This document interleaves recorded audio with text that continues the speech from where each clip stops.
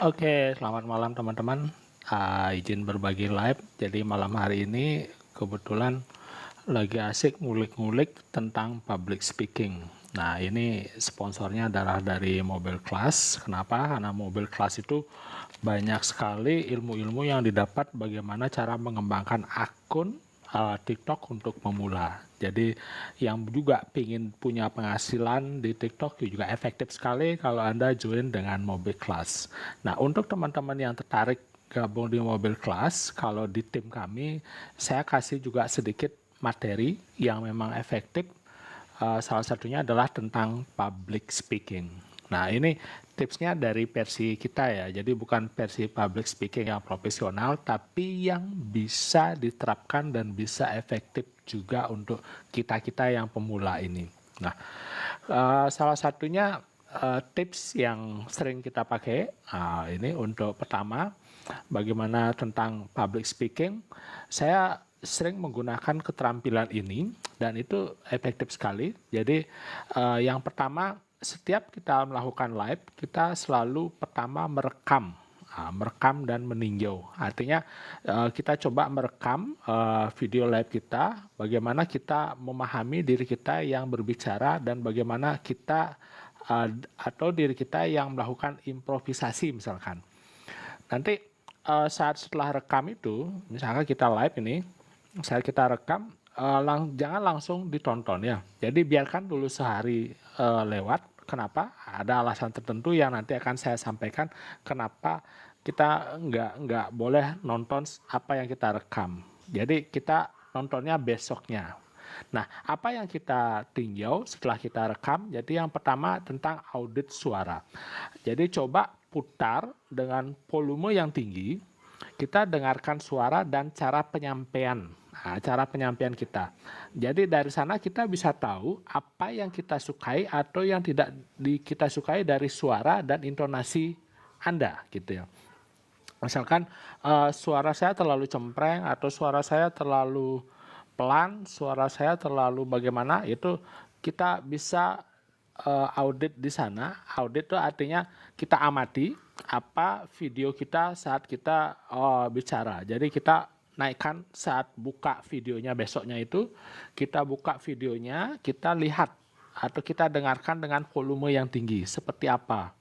Artinya ternyata kalau orang yang dengar suara kita dengan volume tinggi itu mungkin misalkan treble-nya atau suaranya terlalu melengking atau bagaimana, atau mungkin terlalu rendah sehingga menggema atau bagaimana, itu bisa kita amati. Kita bisa feel kok, kita bisa rasakan kok suara kita seperti apa. Itu yang audit suara.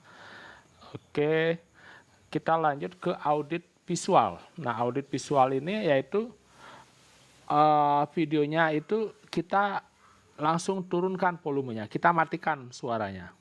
Kemudian kita lihat bahasa tubuh istilahnya, lihat ekspresi wajah kita. Nanti hubungannya dengan keempat ini ya. Nanti bisa lihat apakah kita ekspresi wajah kita itu, misalkan kalau ada memang yang lucu kita tersenyum atau yang memang menarik kita mengangkat alis dan sebagainya, ekspresi wajah itu tercermin. Jadi kalau ekspresi wajah kita datar saat menyampaikan sesuatu yang bersemangat, itu biasanya ada sesuatu yang aneh gitu ya. Kita semangat, tapi ekspresi wajahnya datar gitu, atau tidak tersenyum atau apapun. Nah itu kita bisa amati dengan cara matikan volumenya. Dengan kita matikan volume, kita bisa amati seperti melihat pantomin ya. Kalau di dunia perfilman itu kan ada film-film zaman dulu yang hitam putih itu kan tidak ada suara. Tapi kita bisa ketawa seperti Charlie Chaplin itu beraksi hanya dengan gerakan aja membuat kita ketawa. Nah itu kita lihat dari sana bahasa tubuh kita, ekspresi wajah kita, bagaimana kita menggerakkan wajah itu ya, misalkan menaikkan alis, bibir, bagaimana misalnya kita yang antusias dan sebagainya, itu bisa kelihatan dari sana. Iya, terima kasih ledakan pestanya. Oke, welcome teman-teman. Kita lagi ngomongin tentang public speaking versi kami yang sederhana, yang tujuannya adalah singkatannya KISS ya, keep it short and simple. Jadi membuat sesuatu itu jadi sederhana, yang mudah untuk dilakukan. Jadi ini public speaking untuk versi pemula ya, bukan untuk yang profesional. Tapi ini efektif sekali kita dapatkan karena itu seperti tadi. Pertama kita rekam dulu video kita saat live, kemudian kita amati dari audio audit suara dulu. Kita naikkan volumenya, kita dengerin suara kita dengan volume tinggi. Itu cara penyampaian kita, apakah kita suka nggak dengan intonasinya, suka nggak dengan volume kita, atau laju bicara kita itu kecepatan apa lambat apa bagaimana, atau datar, atau mungkin saking cepatnya nggak ada jeda sama sekali. Itu juga kadang-kadang orang bikin bingung, nggak sempat berpikir apa sih yang dimaksudkan ini, kok nyerocos terus gitu misalkan. Nah, itu kita bisa amati. Kemudian lanjut dengan audit visual. Nah, jadi setelah itu video kita yang kita rekam itu kita matiin suaranya, kita lihat bahasa tubuh kita. Kita lihat ekspresi wajah kita. Apakah kita ekspresinya sesuai gitu, misalnya kalau misalnya kita ngomongin sesuatu yang antusias, yang semangat, ya tentu ekspresi kita kan tentu yang semangat. Tapi kalau ekspresi kita datar, tapi ngomongnya semangat, nah kadang ada yang aneh melihatnya di sana. Nah itu kita melihat. Kemudian kalau lebih bagus lagi, nah kan di aplikasi TikTok ini kan bisa mentranskrip ya, istilahnya apa yang kita omongkan itu kita bikin kata-katanya. Jadi saya sering bikin video, habis live itu saya buka aplikasi ini, kemudian ada subtitle, itu klik, nanti akan ada terjemahannya. Jadi dari kata-kata itu, dari transkrip itu kita bisa lihat apa sih yang sering kata-kata muncul. Nah yang pengalaman saya sendiri, saya sering mengatakan, oh jadi. Nah itu kata-kata jadi itu kayaknya terlalu banyak gitu, atau dan sebagainya. Itu kalau di transkrip itu kelihatan nanti. Nah jadi kita bisa, nah seperti saya ngomong jadi, nah itu yang kalau kita amati itu fokus pada kata pengisi istilahnya, kata-kata yang mengganggu kelancaran pesan kita. Nah itu kita perbaiki. Oh ini sering terlalu banyak ngomong oh atau oke dan sebagainya. Nah itu kita bisa lihat di sana. Jadi setelah itu kita bisa evaluasi, kita bisa refleksi istilahnya, coba lagi, besok kita live, coba lagi. Makanya yang menarik dari mobil kelas ini adalah kita diberikan kesempatan untuk live sesering mungkin, sehingga ini akan menjadi sebuah latihan. Jadi sesuatu yang diulang-ulang terus, repetisi, itu akan membuat kita menjadi bukan perfect ya yang kami maksud sempurna atau gitu, tapi menjadi sebuah progres namanya. Jadi progres itu ada kenaikan lah gitu. Jadi kalau sempurna itu kan setiap orang beda karakteristik atau kriteria sempurna itu kan beda-beda, dan kadang-kadang ada yang terlalu tinggi. Tapi kalau praktis make progress, artinya latihan membuat kita jadi progres itu ada kenaikan. Misalkan sekarang dari public speaking kita atau cara ngomong kita kenaikannya 0,5, oh nggak apa-apa, mungkin besok kita latihan lagi 0,8, kemudian latihan lagi menjadi 2, kemudian latihan lagi menjadi 3, itu berarti ada progres, ada kenaikan. Nah itu yang kita syukuri, itu yang kita nikmati.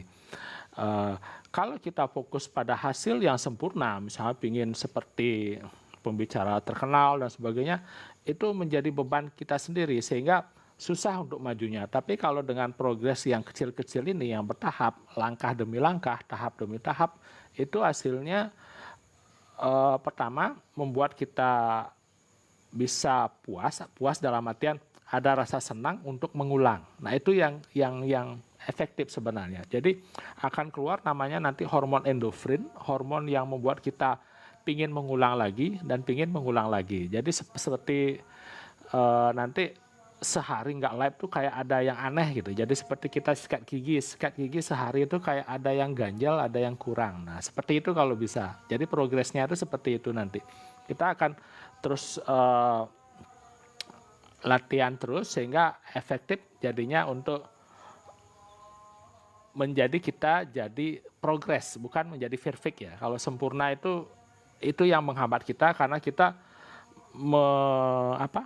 otak kita, nah cara kerja otak kita ngomongin sempurna itu, otak kita itu akan berusaha menghambat sesuatu yang membuat sebuah kebiasaan baru gitu ya. Kenapa? Kalau kebiasaan itu terlalu ekstrim, istilahnya berubahnya dari yang nggak bisa apa-apa jadi sempurna, itu otak menganggap itu sebuah ancaman. Nah itu biasanya ada namanya otak reptil yang suka menghambat kita. Banyak sekali alasan untuk membuat kita nggak bergerak. Tapi kalau kita melakukan hal yang kecil-kecil, otak menganggap itu bukan ancaman. Karena bukan ancaman, itu akan dibiarkan oleh otak.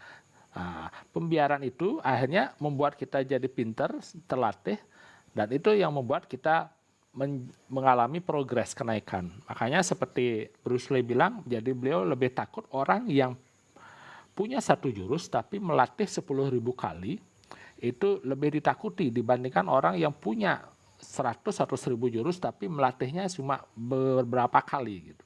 Artinya kita fokus coba melakukan satu hal, tapi kita latih berulang-ulang sampai bisa, sampai mahir, itu ternyata lebih ditakuti ya di Bruce Lee yang ahli kungfu. Artinya sama dengan di sini, public speaking apapun yang kita latih, kalau itu terus berulang-ulang, lama-lama bisa menjadi sebuah kebiasaan, akhirnya menjadi terlatih.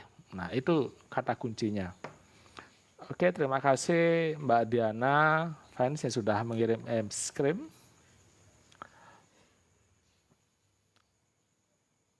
Teman-teman yang sudah bergabung, terima kasih. Jadi welcome. Kita lagi ngomongin tentang tips public speaking yang sederhana, yang KISS ya, keep it short and simple. Jadi buat itu jadi sederhana gitu ya, simple, yang short gitu ya. Nah itu masuk ke ngomongin tadi. Setelah itu kita evaluasi, kita refleksikan hasilnya, kemudian kita coba lagi sehingga itu mampu membantu progres kita ke arah yang lebih bagus gitu.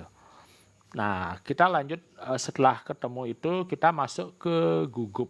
Nah ini permasalahan saat pertama kita memulai adalah rasa gugup ini. Kata kuncinya, karena tadi kebetulan ini habis ujian skripsi kan harus presentasi dan sebagainya, beberapa teman juga mengeluh apa sih yang harus diomongkan dan sebagainya. Memang untuk memulai sesuatu itu, sekali lagi saya mulainya dengan cara yang sederhana. Coba memulai dengan kata-kata apa yang gampang, yang bisa diucapkan dengan jelas, dan itu nggak bikin otak terlalu ribet gitu. Nah kayak tadi salah satu contoh teman saya, dia mau memperkenalkan diri saja, menghafal NIM-nya, namanya, kemudian menghafal nama dosennya lengkap, kemudian menghafal, karena banyak yang dihafal akhirnya jadi blank, jadi lupa gitu. Makanya saya kasih tip cari yang sederhana. Selamat siang, terima kasih kesempatannya kepada Bapak dan Ibu penguji. Ya cukup segitu aja kalau menurut saya. Artinya karena kan sudah kenal sama dosennya, nggak usah dan disebutin namanya. Perkenalkan saya siapa, saya Adi Ratnaye, akan mempresentasikan skripsi yang berjudul sekian. Nah, setelah itu kan tinggal dibaca karena sudah ada PowerPoint-nya. Yang penting di awal itu bagaimana memulai, kita membuat sesuatu yang sederhana dulu. Karena kadang-kadang yang menghambat kita adalah di saat ngomong pertama itu. Jadi coba buatkan yang sederhana yang bisa kita omongkan dulu. Setelah itu kita lanjut dengan, tentunya perlu namanya persiapan. Persiapan dalam artian kita perlu menguasai dulu materinya. Karena kalau kita nggak tahu materinya, nanti di tengah jalan juga ada hang-hangnya gitu. Makanya perlu memahami dulu materinya. Makanya yang ini, yang pertama yang saya omongkan yang ini yaitu tentang laju bicara ya. Jadi laju bicara ini, kalau kita misalkan kita lagi presentasi seperti tadi yang saya jelaskan, ternyata omongannya lambat gitu ya, orang-orang akan mikir, wah ini presentasinya pasti ngebosenin nih, karena ngomongnya lambat, kemudian jedanya lama gitu. Itu pasti bayangan penonton itu, wah ini ngebosenin. Terus kalau misalnya kita ngomongnya juga dengan kecepatan yang super cepat, saya semua senang berada di sini, saya nggak sabar buat ngajak kalian menjelaskan tentang ini dan kalian berkeren sebagainya. Nah, itu terlalu cepat juga kadang nggak efektif. Jadi sama-sama nggak menarik, terlalu lambat atau terlalu cepat itu nggak menarik. Makanya kata kuncinya untuk di laju bicara ini adalah variasi. Jadi kita variasikan. Jadi kalau kita di awal misalkan menggunakan kecepatan yang stabil, yang menarik di awal, tapi kalau monoton seperti itu juga membosankan. Nah, kita perlu memvariasikan. Kita ubah jadi cepat dan jadi lambat. Tapi tipsnya adalah kalau kita ingin menyampaikan sesuatu yang penting, saya ngomong penting itu kita lambatkan. Kenapa? Karena sesuatu yang benar-benar penting itu perlu diperlambat. Tujuannya agar audien itu bisa menangkap apa yang kita jelaskan. Untuk perlambatan ini nanti penonton atau istilah audien itu akan tahu, oh ini poin yang penting karena dilambatkan. Nah, untuk poin-poin yang nggak begitu penting kita percepat saja. Jadi itu aturan yang sederhana ya untuk membantu kita bagaimana menciptakan ritme bicara yang lebih dinamis gitu. Jadi yang penting itu misalkan Anda tertarik dengan mobil kelas adalah hal seperti ini yang menarik adalah komisinya 75%. Komisinya 75%. Nah, itu ada poin penting di sana kita lambatkan. Nah, itu akan lebih masuk, lebih mengena ke audien kita gitu. Selanjutnya kita masuk ke volume ya. Nah, volume itu sebenarnya seperti nyawa ya di dalam kita ngobrol atau komunikasi atau public speaking. Karena kalau volume itu ibaratkanlah skalanya, kalau bisa cari skala namanya dari 1 sampai 10. Saat kita bicara misalkan di level 7 gitu atau level 8 itu kan energinya tinggi ya. Jadi cukup kuat. Dengan volume seperti itu biasanya memancarkan kepercayaan diri atau otoritas atau vitalitas ya. Staminanya bagus berarti karena ngomongnya kencang ya tanda petik volumenya. Jadi itu akan memberikan kekuatan bahwa kita punya keyakinan atau punya kepercayaan dengan apa yang kita omongkan, apa yang kita katakan. Tapi kalau kita ngomong dengan volume yang rendah, misalnya volumenya rendah, terus pelan, lama, jadi kadang-kadang pesannya itu terasa kurang percaya diri. Jadi kurang meyakinkan dan itu kadang-kadang terasa hambar gitu ya. Jadi kayak bisik-bisik gitu, apa yang dimaksud gitu, seperti hambar jadinya. Nah sebaliknya kalau kita volumenya yang kuat itu secara fisik itu bisa mempengaruhi audien. Artinya kalau mic-nya bagus gitu, suaranya jelas itu kan orang senang dengarnya ya. Kalau kita misalkan live di TikTok nggak pakai mic, kadang-kadang suara bisa naik turun atau volumenya nggak kedengeran atau mungkin juga gangguan sinyal, itu kadang membuat audien kita jadi males ya dengarnya gitu. Makanya penting untuk bisa merasakan energi kita, untuk bisa merasakan getaran ya, vibrasi kita itu bahwa menjaga untuk volumenya bisa kuat sepanjang kita ngobrol ini. Tapi jangan juga terus-terusan tinggi gitu ya. Jadi kayak orang marah-marah nggak ada berhentinya itu juga nggak bagus. Istilahnya kalau sekali lagi volume juga sama dengan laju bicara. Kita bisa variasikan. Karena kata kuncinya sekali lagi variasi. Terkadang kita perlu jeda, perlu diam sejenak, kemudian kadang juga perlu menurunkan volume, itu bikin menarik perhatian audien gitu ya. Ya, jadi seperti itu.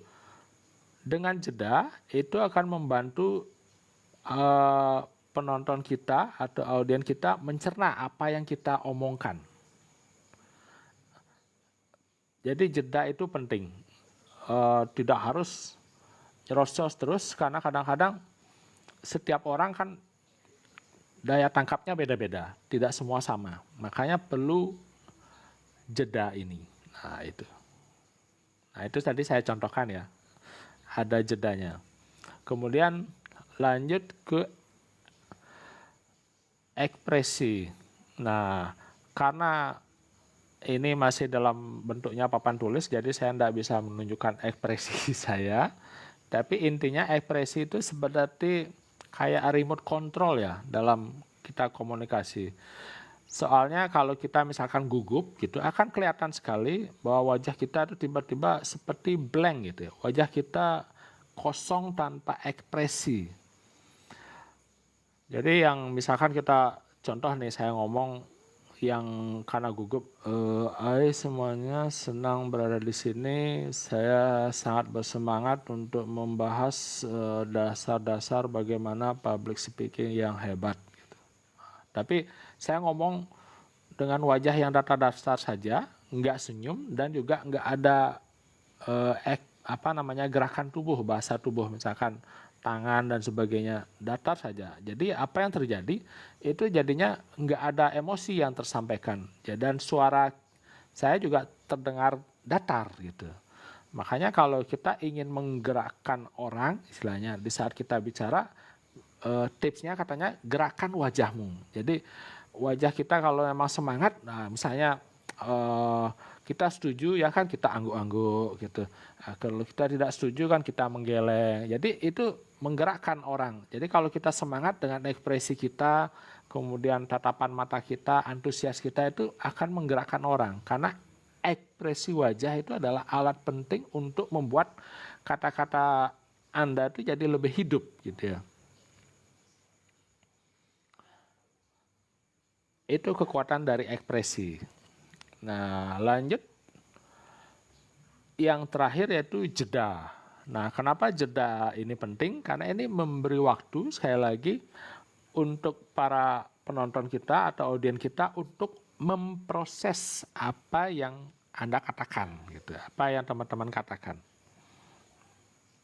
Jadi coba perhatikan. Nah, kan ada jeda ya. Saya berhenti sejenak, otak akan mendapat ruang istilahnya untuk mencerna informasi. Kalau kita bicara terus-menerus tanpa henti, jadi pendengar kadang-kadang kesulitan untuk memahami dan mengingat apa yang disampaikan. Karena tanpa jeda, pesan yang kita sampaikan tuh bisa kehilangan kejelasan ya, yang harusnya maksud yang kita sampaikan tuh jelas, tapi karena terus itu nggak ada titik komanya, itu hilang istilahnya. Pesan yang kita sampaikan tuh jadi nggak jelas gitu. Apa sih penekanannya, apa poin pentingnya itu tidak ketemu nanti di sana. Kemudian jeda itu mampu untuk mengurangi kata-kata seperti saya tadi, kata-kata pengisi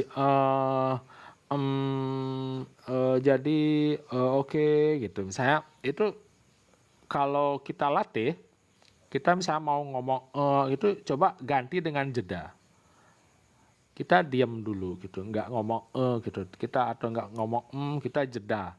Kata-kata pengisi ini biasanya sering muncul untuk mengisi namanya keheningan. Jadi saat kita ngobrol itu tiba-tiba hening, kita sering menggunakan gitu. Tapi kalau kita sering menggunakan kata-kata pengisi tadi gitu, itu bikin pendengaran audiens kita atau penonton kita itu kehilangan fokus pada pesan utama kita. Nah, dengan jeda itu nanti kayak tadi itu kan ganti dengan jeda. Dengan jeda komunikasi kita jadi lebih bersih. Nah, seperti itu misalkan. Dengan jeda itu jadinya kehilangan fokus saat kita menyampaikan pesan. Jadi dengan jeda komunikasi kita jadi lebih bersih, lebih jelas, dan juga ada wibawanya. Nah, coba seperti presiden kita dulu, Pak Jokowi kan ngobrol ada jeda. Itu seperti kita nunggu apa sih yang disampaikan. Nah, itu. Dan itu bisa juga meningkatkan kredibilitas kita di mata penonton atau audiens. Nah, itu tipsnya dari public speaking. Nah, seperti tadi saya jelaskan di awal, saat kita live, kita rekam, tapi jangan langsung didengarkan, tapi didengarkan besoknya. Nah, itu penting juga untuk jeda, untuk biar kita mendengarkannya bisa lebih objektif.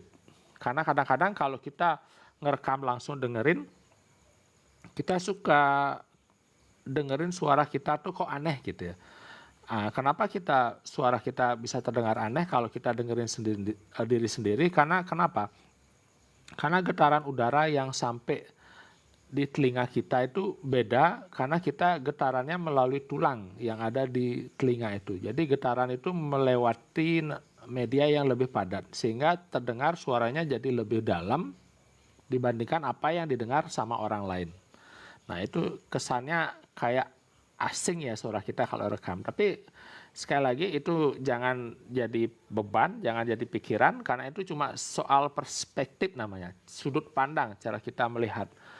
Kalau kita udah biasa ngobrol seperti ini, sering live, nanti lama-lama akan terbiasa. Karena kita jangan fokus pada suara atau apa, tapi kita coba fokus pada pesan yang ingin kita sampaikan. Jadi kata kuncinya adalah bukan bagaimana suara kamu terdengar di telinga Anda atau telinga kamu sendiri, tapi coba pikirkan atau coba renungkan apa pesan saya ini jelas apa tidak, atau apakah saya sudah menyampaikan ide-ide saya ini, misalkan ide tentang 4 hal ini tentang public speaking ini, apakah saya sudah menyampaikan ide saya ini dengan baik. Nah, itu makanya kita gunakan ekspresi, yaitu gunakan wajah, kemudian manfaatkan jeda, dan sekali lagi jangan khawatir atau jangan takut atau jangan cemas dengan suara Anda sendiri gitu, karena itu keunikannya. Yang penting kita ingin memfokuskan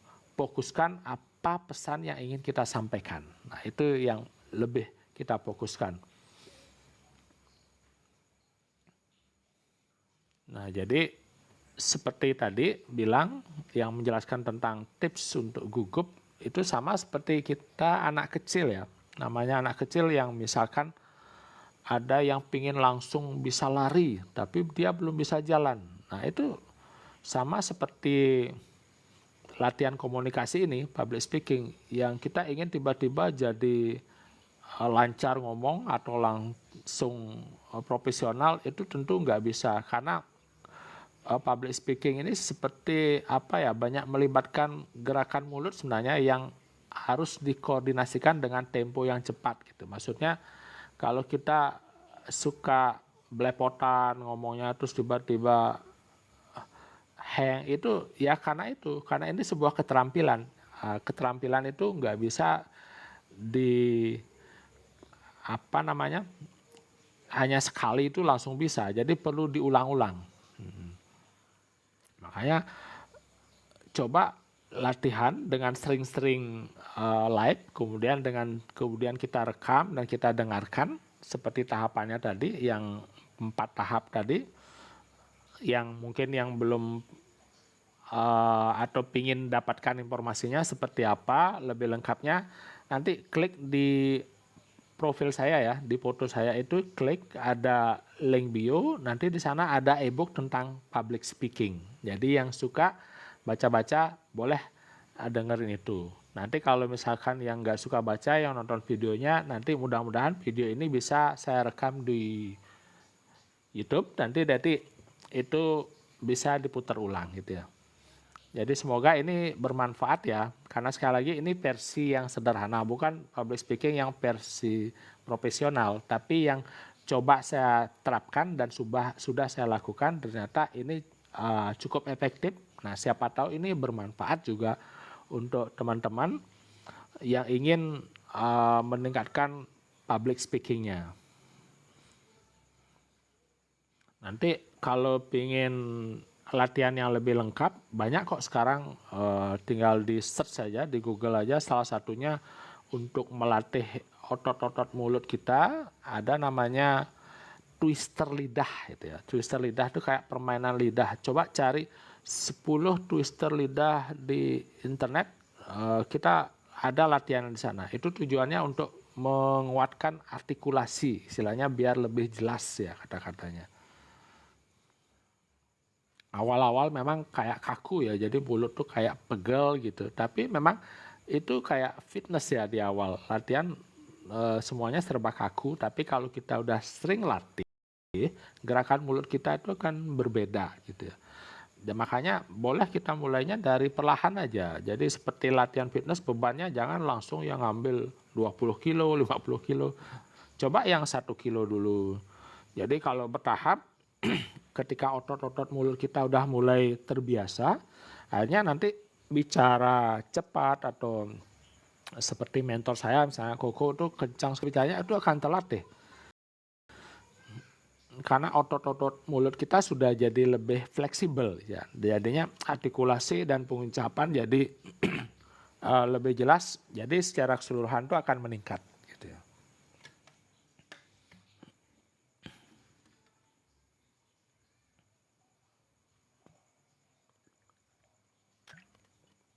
Oke, terima kasih yang sudah berkunjung di live kita. Ada Yuliana Vike, ada Mbak Novonanski, ada Mbak Diana. Sebentar. Ini kok geser-geser terus ya?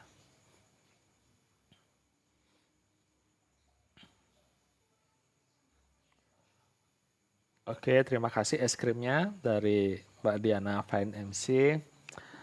Welcome teman-teman. Oke, pamit dulu. Oke, terima kasih Kak Diana. Terima kasih untuk ikut live-nya.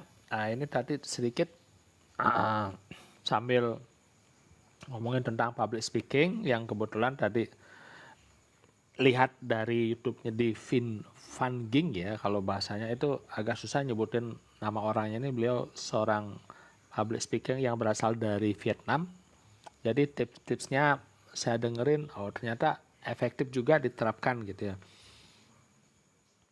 Karena sekali lagi seperti itu, kita latih otot-otot mulut kita, kalau udah terbiasa nanti bicaranya akan bicara cepat itu akan terasa alami. Jadi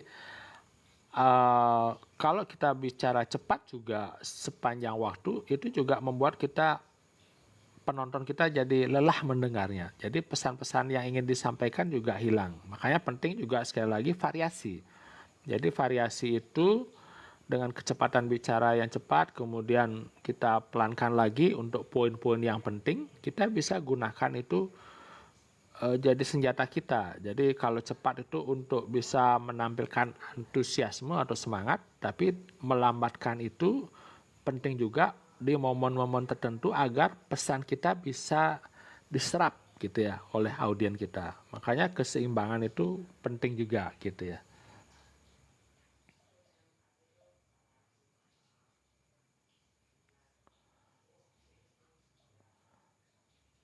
Oke, itu adalah tips dari versi saya yang sederhana dari tentang public speaking.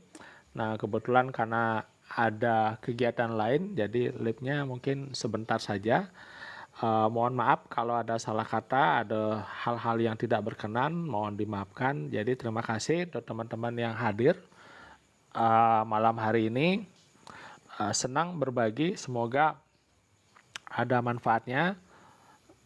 Dan yang sudah gabung, terima kasih juga atas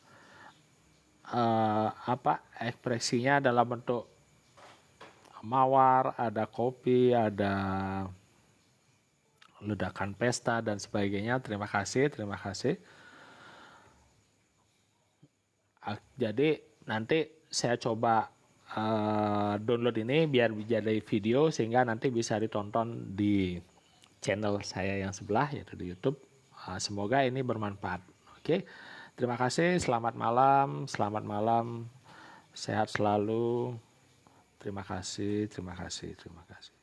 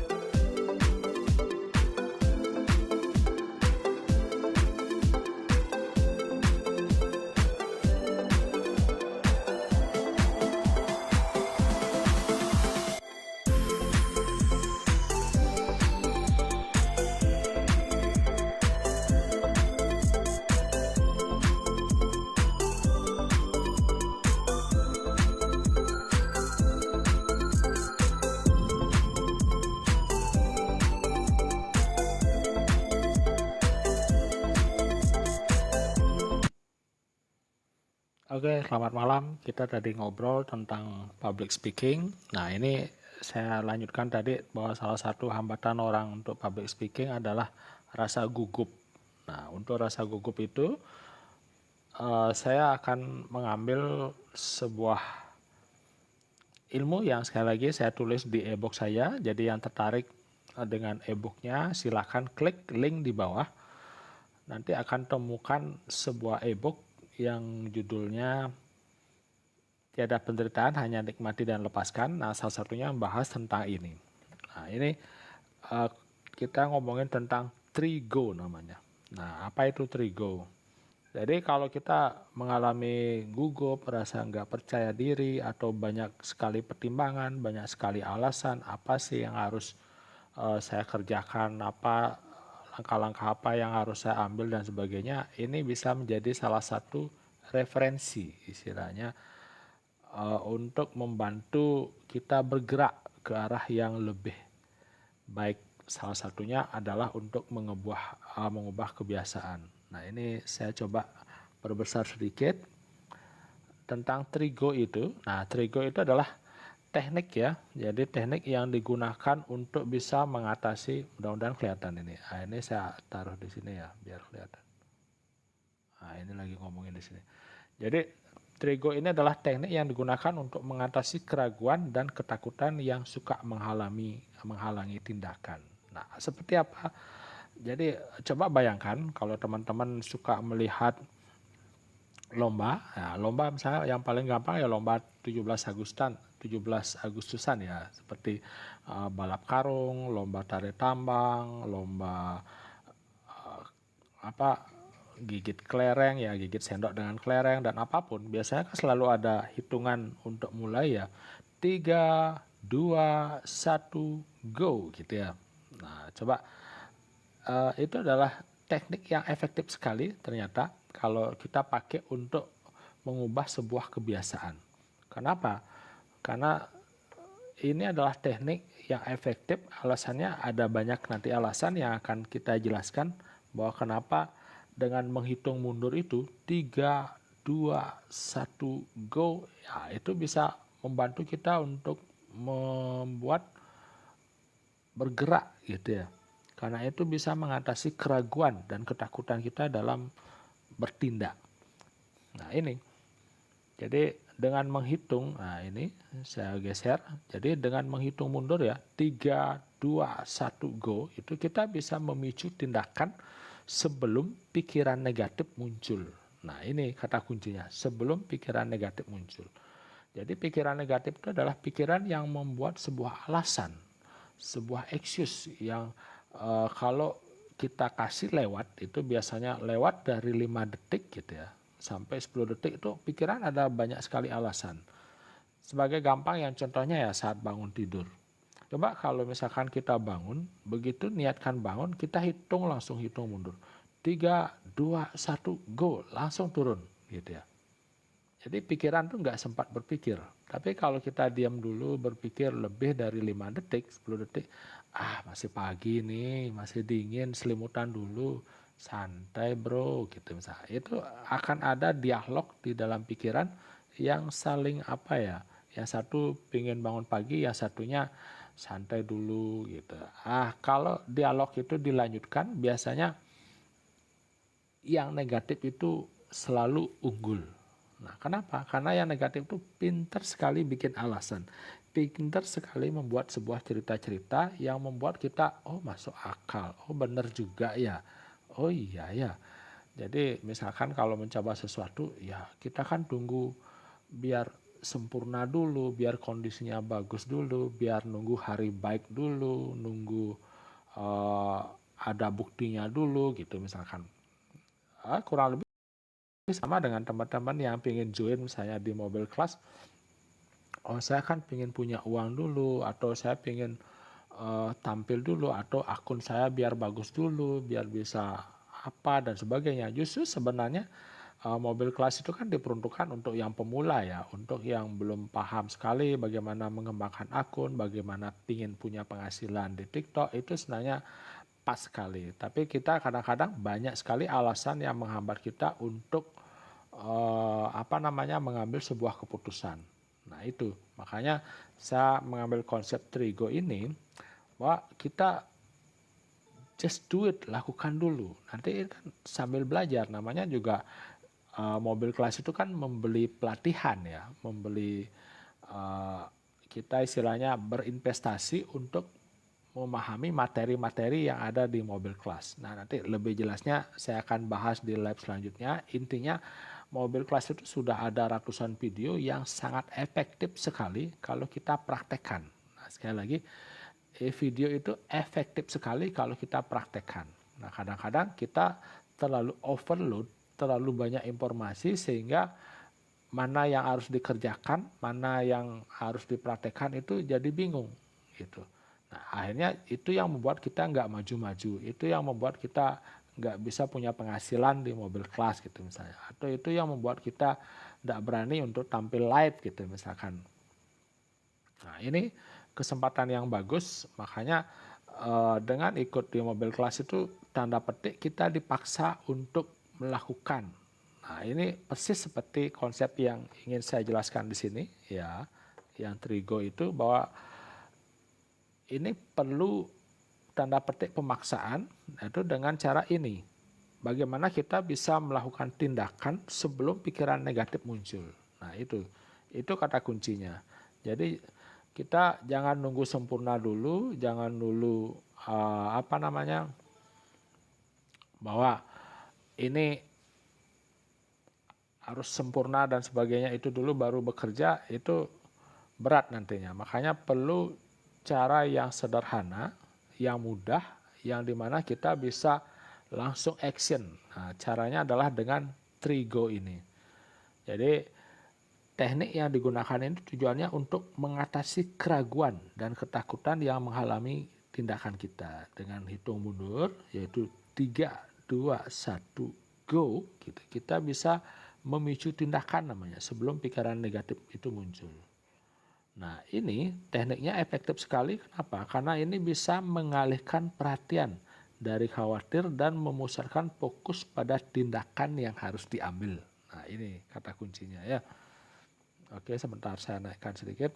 Jadi, teknik ini membantu mengalihkan perhatian dari khawatir dan memusatkan fokus pada tindakan yang harus diambil. Nanti kekuatan dari Trigo ini. Jadi dengan Trigo ini penting sekali ya. Jadi penting sekali kenapa kita perlu menghitung mundur. Nah, ini penting untuk bisa, kenapa perlu menghitung mundur. Oke, sabar ya teman-teman. Nah, ini penting untuk menghitung mundur dengan alasan-alasan seperti ini. Oke, sebentar. Jadi yang pertama, menghitung mundur itu nanti menciptakan momen transisi yang memisahkan naluri awal untuk bertindak dari keraguan yang muncul. Nah, artinya kita menciptakan namanya momen, atau kalau momen itu terus dilakukan namanya momentum. Kita menciptakan suatu, seperti kita naik mobil ya, kalau kita mau laju kan kita harus dari gigi netral ke gigi satu. Nah, untuk menaikkan itu kita menciptakan itu klak gitu gigi satu, itu namanya transisi, sehingga itu naluri awal yang memang naluri kita kan kayak refleks ya, bertindak itu set gitu, action langsung. Nah, itu penting ternyata, karena kalau kita nggak punya refleks kita mungkin sudah punah. Nah, refleks kita membantu kita bertahan hidup. Nah, itu kita perlu kembangkan sebelum keraguan muncul. Jadi kalau kita kasih kesempatan pikiran ini aktif setelah lewat dari 5 detik biasanya, mulai masuk ke 10 detik, mulai banyak keraguan-keraguan yang datang. Itu seperti serangan panah yang datang dari segala penjuru. Ada saja alasan yang membuat kita nggak mau bertindak atau membuat kita ragu gitu.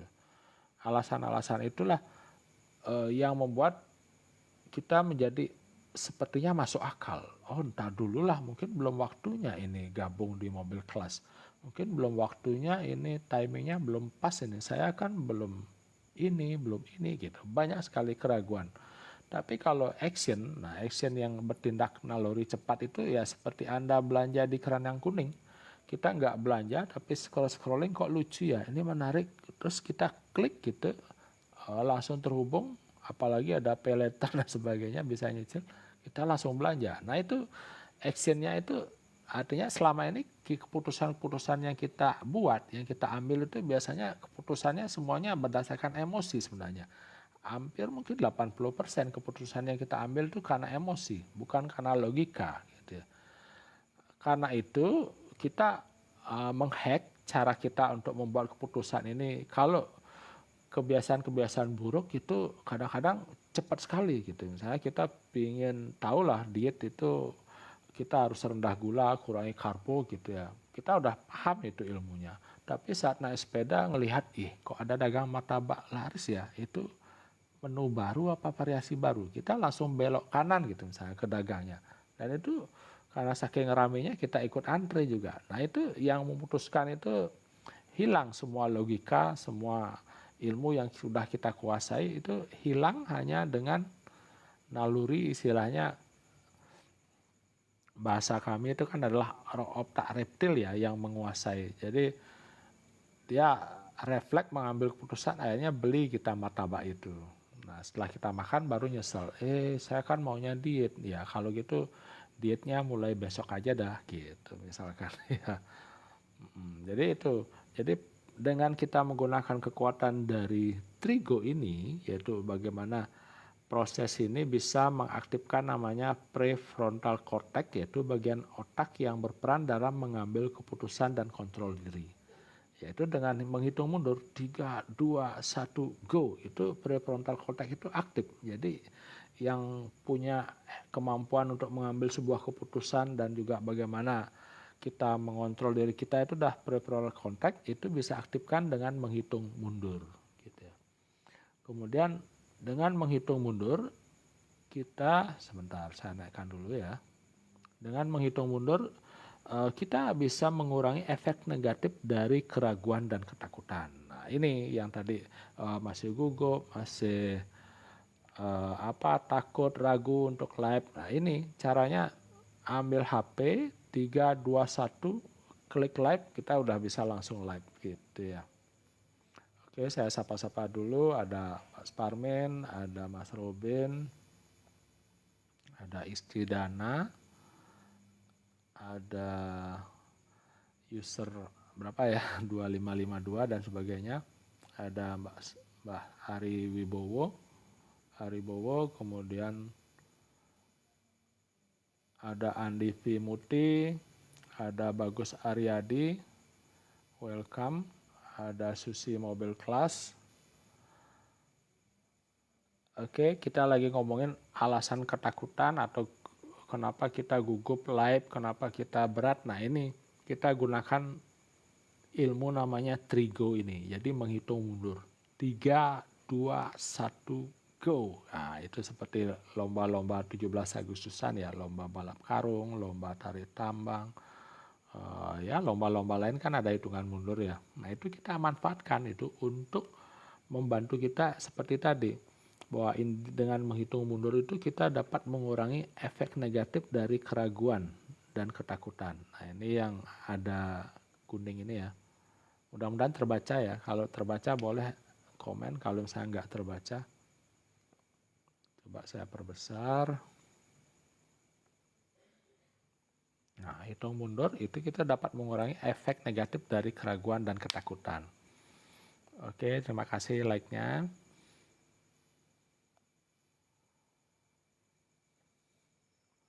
Mas Parmin, terima kasih.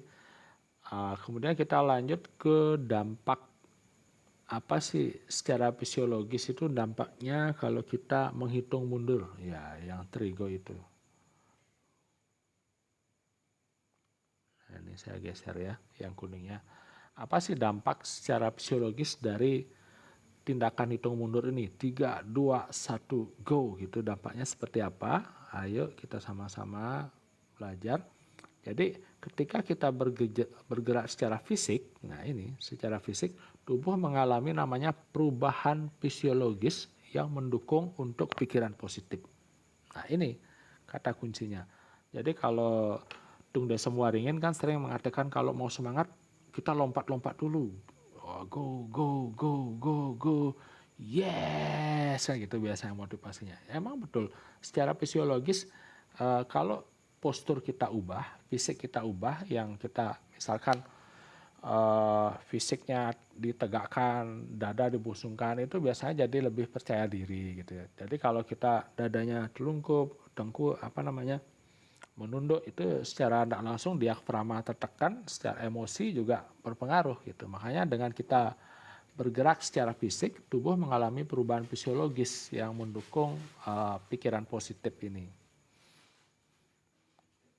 Oke, welcome Mas Haribowo. Kita masuk juga bahwa tindakan fisik itu mampu meningkatkan energi dan motivasi. Dan ini membuat individu untuk tetap fokus pada tujuan. Nah, jadi betul. Jadi gerakan fisik itu sangat mempengaruhi emosi dan juga perilaku kita. Jadi cara yang gampang untuk mengubah emosi adalah dengan mengubah postur, mengubah fisik kita. Ya sederhana sekali, seperti anak-anak kan kita sering ya, kalau anak-anak nangis kita kan sering nunjuk ke ke atas ya, nunjuk ke langit-langit, ada cicak, ada apa gitu. Jadi secara refleks anak-anak itu kan mendongak ke atas. Nah, kalau posisi lagi mendongak ke atas itu lebih susah memang kita untuk sedih gitu ya. Karena kalau kepala ke atas tuh, kalau lihat live artis-artis kita kalau habis dicurhat kemudian nangis kan suka mendongak ke atas sambil pakai tisu. Ya, itu secara refleks postur kita berubah. Dengan kita mendongak ke atas tuh kesedihan itu bisa hilang. Nah, itu salah satu cara untuk mengubah postur. Seperti tadi, kalau kita semangat, caranya yaitu lompat-lompat, coba go go go. Nah, itu tiba-tiba kita bisa jadi semangat gitu dengan lompat-lompat ya. Seperti anak-anak lah, lihat bagaimana caranya berekspresi ya dengan lompat-lompat dan sebagainya gitu. Oke, sebentar, saya ada keperluan sedikit. Oke, saya hidupin musik dulu.